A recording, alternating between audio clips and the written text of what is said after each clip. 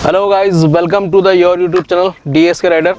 आज एक अनोखा वीडियो शूट होने वाला है जो आउटडोर के लिए होगा, न कि मोटो ब्लॉगिंग होगी इसमें, न ही किसी तरह की राइड होगी। आज अपन बात करेंगे अपनी प्यारी सी लाजो अपनी डोमिनार की। अपने को लिए हुए अप्रोक्स इसको साल भर हो चुका है और साल भर में अपन ने इसके साथ में क्या क्या एक्सपेरिमेंट किए हैं और क्या क्या इसमें चेंजेस कराए हैं और इसका परफॉर्मेंस अपने लिए कैसा रहा, इस बारे में अपन डिटेल में बात करेंगे। तो चलिए दोस्तों, शुरुआत करते हैं आज का अपना वीडियो। और अभी तक अगर सब्सक्राइब नहीं किया है तो फटाफट से सब्सक्राइब कर लो और वीडियो को कर दो लाइक। तो चलिए दोस्तों, मिलते हैं एक शानदार से रिव्यू के साथ में। अपनी डोमिनार का अप्रोक्स 13,000 किलोमीटर हो चुका है। आज तक मैंने इसका कोई रिव्यू नहीं किया, ना ही किसी तरह का कोई रिव्यू कभी बताया किसी को भी, क्योंकि अपने चैनल का जो रूल्स है कि पहले अपन चीज़ या कोई भी प्रोडक्ट होगा उसको स्वयं यूज़ करेंगे, उसको अच्छे से अपन पूरी तरीके से अपनी जो भी मापदंड अपन ने सेट कर रखे हैं उसके ऊपर उसको पूरा यूज़ करेंगे। अगर वो अपने मापदंड पे खरा उतरता है तो फिर उसका रिव्यू अपन दर्शकों के लिए लेकर आएंगे। तो मेरे प्यारे दोस्तों, आज हाजिर है आपका सबसे अनोखा और सबसे अलग डोमिनार 400 BS6 का रिव्यू। चलिए मिलते हैं।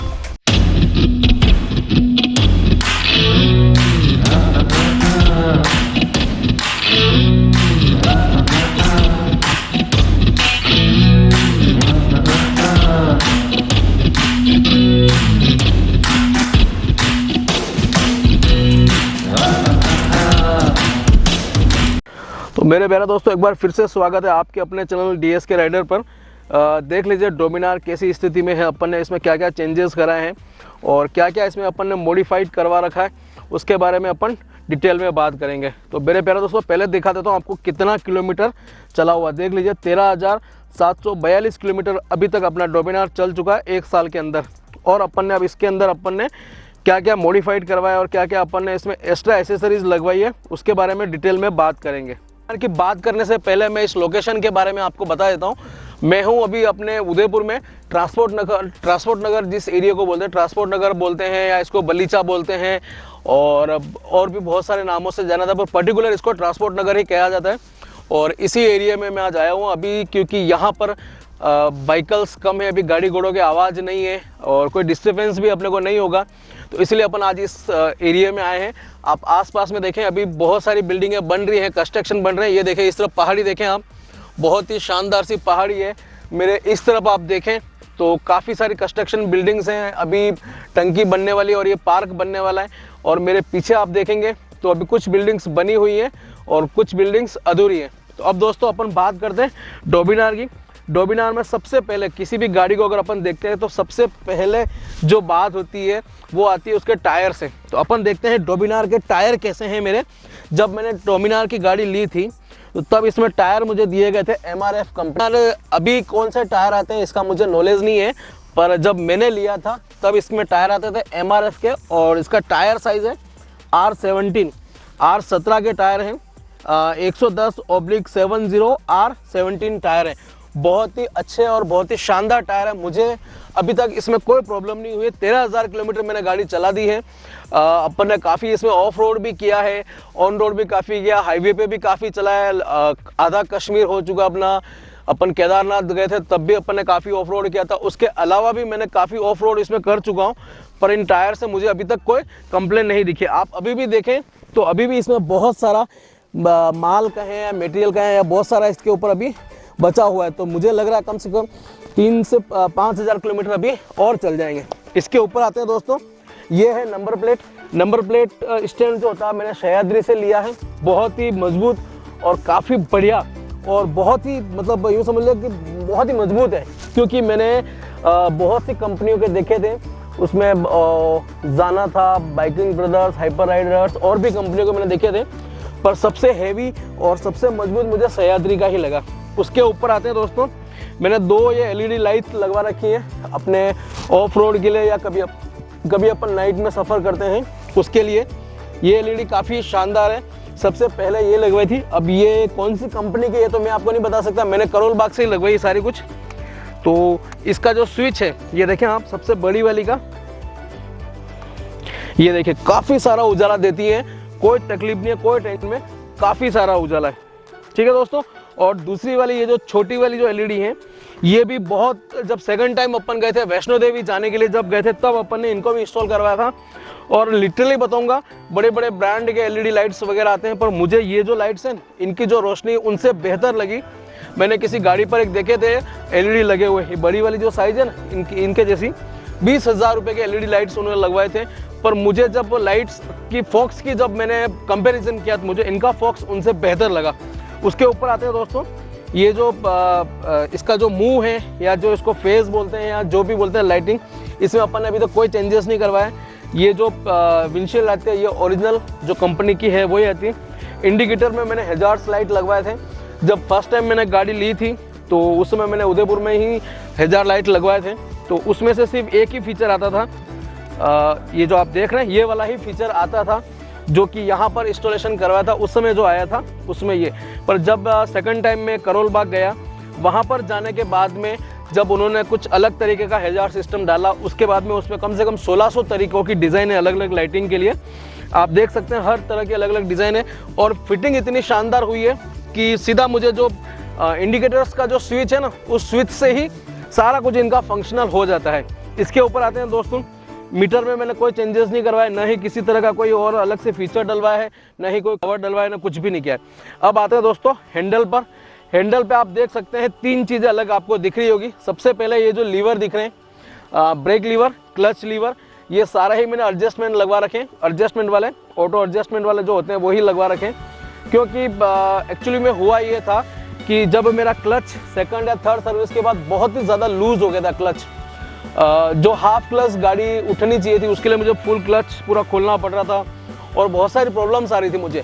तो मैंने अपने यहाँ उदयपुर शोरूम गया, उनको दिखाया, पर उनको वो चीज़ समझ में आई नहीं और वो लोग सही कर नहीं सके।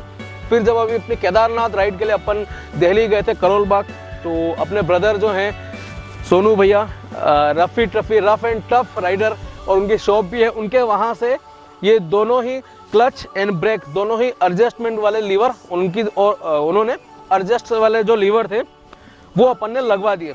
उसके बाद में अपन आते हैं एक छोटा सा, अपन ने ये जो इंस्ट्रूमेंट है ये लगवाया है, रेस के लिए होता है, बहुत ही शानदार है ये और काफ़ी इफेक्टिबल है।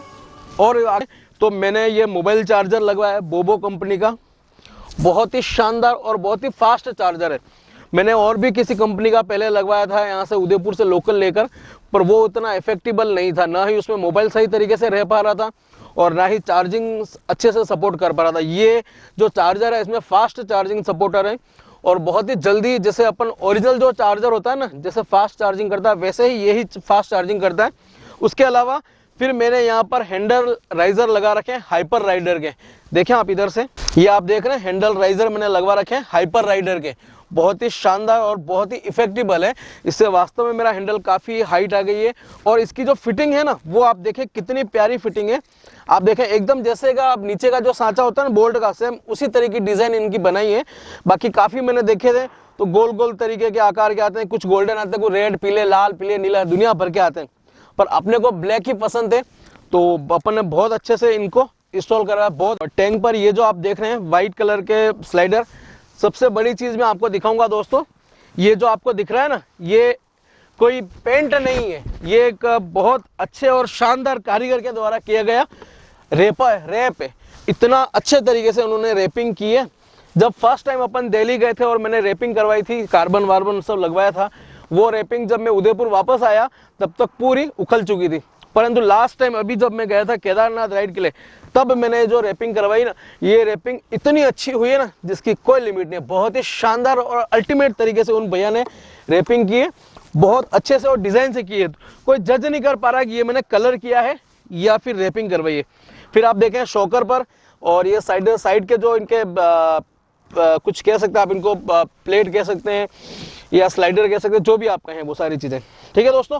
इसके नीचे आते हैं, ये जो गार्ड लगाया क्रैश गार्ड, ये पहले मैंने सह्याद्री का लगवाया था, पर सह्याद्री का अब चेंज करके मैंने अब ये लोकल जो वहाँ से मिल रहा था वही लगवाया। क्योंकि एक्चुअली में हुआ ये कि जब मैंने सह्याद्री का क्रैश गार्ड लगवाया था तो वो क्रैश गार्ड यहाँ से यूँ आ रहा था और यहाँ पर ऐसा स्टैंड बना हुआ था, पर उससे फिर क्या यहाँ तक मेरे को कोई अच्छा सपोर्ट नहीं मिल रहा था। और ये जो चीज़ है ना, इसको क्या कहते हैं, स्लाइडर कहते हैं, ऐसा कुछ कहते हैं, इसका सपोर्ट उसमें मुझे नहीं मिल रहा था। तो इसीलिए फिर मैंने सह्याद्री के निकलवा के, और ये जो वहाँ से जो लोकल मिलते हैं करोल बाग में, उनके खुद के हैंडमेड होते हैं, वो लोग खुद बनवाते हैं, वो लगवाएं। तो काफ़ी मजबूत और काफ़ी इफेक्टिबल है, मैं आपको लिटरली बता रहा हूँ, काफ़ी इफेक्टिबल है और काफ़ी मजबूत है ये। इससे आगे आते हैं दोस्तों, अब अपन आते हैं पीछे के टायर पे। पीछे का टायर भी मेरे आज तक कभी कोई तकलीफ नहीं हुई है। ये भी MRF का टायर है और इसकी टायर साइज है 150/60/R17, यही टायर साइज है।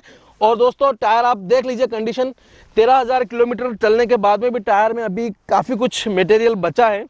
मुझे लग रहा है 2-3 हज़ार किलोमीटर मेरा आराम से और खींच लेगा। काफ़ी लोगों के 10,000 में ख़त्म हो जाते हैं, 5,000, 7,000, 8,000 में टायर ख़त्म हो जाते हैं, पर मेरे आज तक टायर अभी तक 13-13,500 किलोमीटर गाड़ी चल गई है, कोई प्रॉब्लम नहीं हुई है। चेन आप देख सकते हैं, चेन भी मैंने अभी तक चेंज नहीं करवाया, जो ओरिजिनल कंपनी से आया था वही चेन स्पॉकेट और पूरी चेन मेरे वही चल रहा है। मुझे अभी तक लग रहा है कि ऐसी कोई खराबी इसमें है नहीं जिसको मैं इनको चेंज करवाऊँ, परंतु नेक्स्ट टाइम जब भी मैं इनको चेंज करवाऊँगा, मैं रोलेक्स या रायलेक्स ऐसे कोई ब्रांड है, उसका चेन स्पॉकेट का पूरा सेट आता है जिसमें गोल्डन चेन आती है, वही लगवाऊंगा, वही लगवाने की मेरी इच्छा है। अब आते हैं दोस्तों, इधर आइए आप। इधर आने के बाद आप देखेंगे तो डिस्क प्लेट बहुत अच्छी है, आज तक मुझे कोई तकलीफ नहीं दी है, ना ही बेंड हुई है ना कुछ और हुआ है। इसके अलावा आप इधर आएंगे, मैंने इसमें कोई मॉडिफाइड नहीं करवा रखा, कुछ भी नया मॉडिफिकेशन या नहीं कोई ऐड करवाया। इसका एक मैंने हगर जरूर लगवा रखा है, जो ओरिजिनल जो बजाज का आता है NS, बजाज पल्सर NS पर जो आता है वही मैंने लगवा रखा था। पर अभी मैंने ये गाड़ी जो आप देख रहे हैं, ये गाड़ी पता नहीं लकीली या किन्हीं कारणों से मुझे बहुत अच्छी मिली और मुझे काफ़ी पली भी है। पलने का मतलब ये होता है कि मेरे लिए लक्की साबित हुई है। मुझे आज तक कभी इस गाड़ी ने न ही कोई धोखा दिया है, न ही किसी तरह की कोई मेरे प्रॉब्लम क्रिएट हुई है, ऐसा कभी नहीं हुआ। इतनी बड़ी राइड की है मैंने, फुल नाइट में भी राइड की है। लास्ट टाइम जब मैं वैष्णो देवी गया था, जब भी पूरी रात मैंने बाइक चलाई थी। अभी मैं केदारनाथ गया था, तब भी पूरी रात बाइक चलाई थी। मुझे कभी किसी तकलीफ नहीं हुई है, न ही इसके ब्रेक में कोई तकलीफ हुई है, न क्लच में कोई तकलीफ हुई है, न टायर में कोई तकलीफ हुई है, न ही इंजन में कभी कोई तकलीफ हुई है।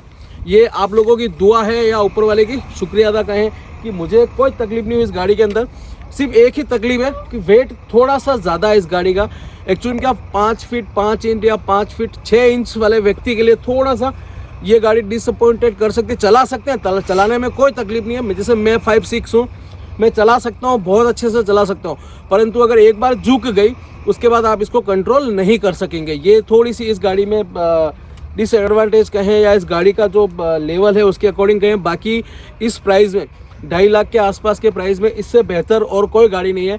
आप इससे छोटा मोटा ऑफ रोड और हाईवे पे तो यूँ समझ लो क्योंकि एक रॉकेट है। हाईवे पे इसका कोई सानी नहीं, आप आराम से 150 तक चला सकते हैं।